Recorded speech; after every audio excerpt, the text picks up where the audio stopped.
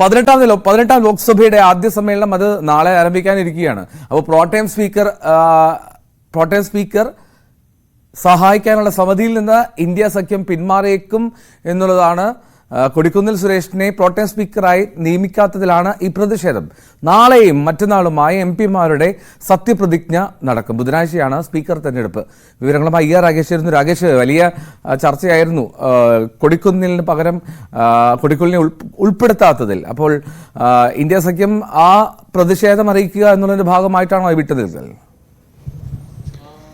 എൽദോ, 18ാം ലോക്സഭയുടെ ആദ്യ സമ്മേളനം നാളെ ആരംഭിക്കാനിരിക്കുകയാണ്. നാളെയും മറ്റന്നാളുമായാണ് ഇപ്പോൾ സത്യപ്രതിജ്ഞാ ചടങ്ങുകൾ നിശ്ചയിച്ചിരിക്കുന്നത്. സ്വാഭാവികമായും പ്രധാനമന്ത്രി അടക്കമുള്ളവർ ആദ്യം സത്യപ്രതിജ്ഞ ചെയ്യും, പിന്നീട് കേന്ദ്രമന്ത്രിമാർ സത്യപ്രതിജ്ഞ ചെയ്യും, അതിനുശേഷം ഓരോ സംസ്ഥാനങ്ങളിൽ നിന്നുള്ള അംഗങ്ങൾ സത്യപ്രതിജ്ഞ ചെയ്യും. അതിനായാണ് ഇപ്പോൾ പ്രോട്ടേം സ്പീക്കറെ നിശ്ചയിച്ചിട്ടുള്ളത്. പക്ഷേ നിലവിലെ സഭയിലെ ഏറ്റവും സീനിയറായ രണ്ട് നേതാക്കൾ, ഒന്ന് മധ്യപ്രദേശിൽ നിന്നുള്ള വീരേന്ദ്രകുമാറും രണ്ട് കൊടിക്കുന്നിൽ സുരേഷുമാണ്. ഇതിൽ വീരേന്ദ്രകുമാർ കേന്ദ്രമന്ത്രിയാണ് നിലവിൽ. സ്വാഭാവികമായും പ്രോട്ടേം സ്പീക്കർ സ്ഥാനത്തേക്ക് വരേണ്ടിയിരുന്നത് കൊടിക്കുന്നിൽ സുരേഷാണ്. അദ്ദേഹം 8 തവണ MP ആയിട്ടുണ്ട്. 4 തവണ മാവേലിക്കരയിൽ നിന്നും, അതിനു മുമ്പ് അടൂരിൽ നിന്ന് 4 തവണയും MP ആയിട്ടുണ്ട്. പക്ഷേ സർക്കാർ നിയമിച്ചിട്ടുള്ളത് നിലവിൽ ഒഡീഷയിൽ നിന്നുള്ള MP ആയ BJP അംഗം ഭർത്തൃഹരി മഹ്താബിനെയാണ്.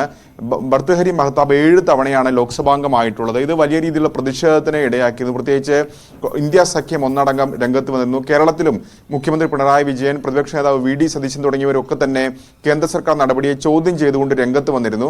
പക്ഷേ അതിന് കേന്ദ്ര സർക്കാർ നൽകിയ വിശദീകരണം, കൊടിക്കുന്നിൽ സുരേഷ് 8 തവണ MP ആയി എന്നുള്ളത് വാസ്തവമാണ്. പക്ഷെ അതിന് തുടർച്ച ഉണ്ടായിരുന്നില്ല. അദ്ദേഹം 2 തവണ പരാജയപ്പെട്ടു. അതായത് 98-ലും 2004-ലും പരാജയപ്പെട്ടു എന്ന വാദമാണ് കേന്ദ്ര സർക്കാർ ചൂണ്ടിക്കാണിച്ചിരുന്നത്. പകരം ഭർത്തൃഹരി മഹ്താബിന്റെ കാര്യത്തിലേക്ക് വരികയാണെങ്കിൽ 1998 മുതൽ തുടർച്ചയായി അദ്ദേഹം വിജയിച്ചു വരുന്നു. 7 തവണ തുടർച്ചയായി വിജയിച്ചു വന്ന വ്യക്തിയാണ്. അതുകൊണ്ടാണ് അദ്ദേഹത്തെ പരിഗണിച്ചെന്ന വാദമാണ് കേന്ദ്ര സർക്കാർ ഉന്നയിക്കുകയും ചെയ്തത്. പക്ഷേ ഇന്ത്യ സഖ്യം ഏതായാലും ഈ വിഷയത്തിൽ പ്രതിഷേധം കടുപ്പിക്കാനാണ് തീരുമാനം.